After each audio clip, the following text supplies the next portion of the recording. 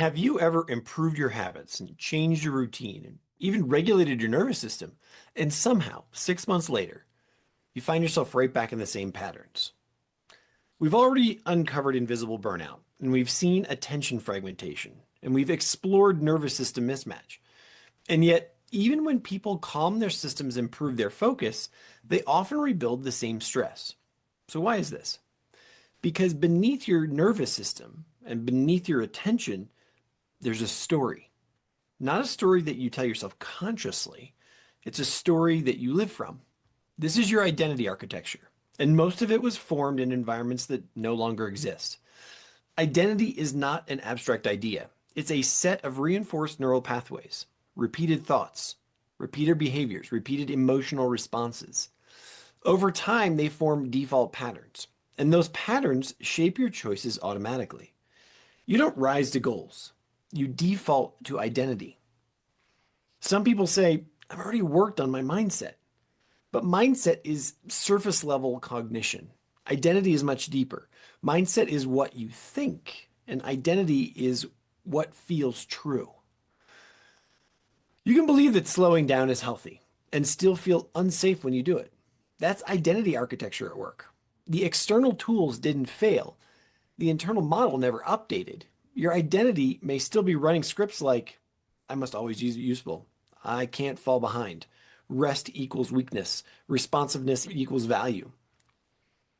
And those scripts made sense once. But now they're recreating the very stress that you're trying to eliminate. Overexposure, fragmentation, vigilance, outdated identity.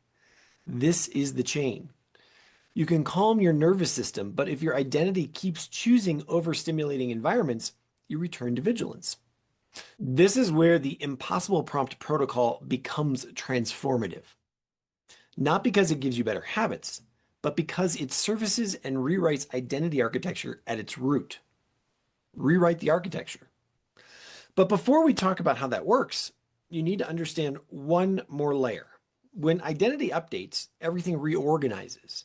Your nervous system stabilizes more easily. Attention sustains more naturally. Burnout dissolves without force.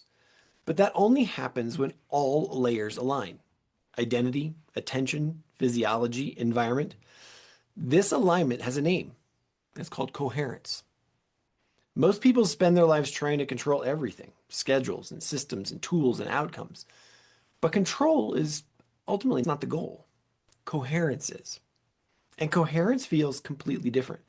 It feels like effort without strain, focus without force, productivity without panic, technology without tension.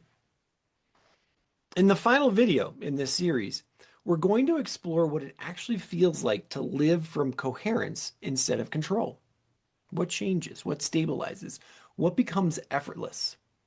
And how the impossible prompt integrates all 5 layers into one lived experience. So if you've been nodding along through this series and you've felt seen at each layer, then the next video is where everything converges. Not theory, not explanation, but integration. That's where we move from understanding the problem to becoming self-led. I'll see you there.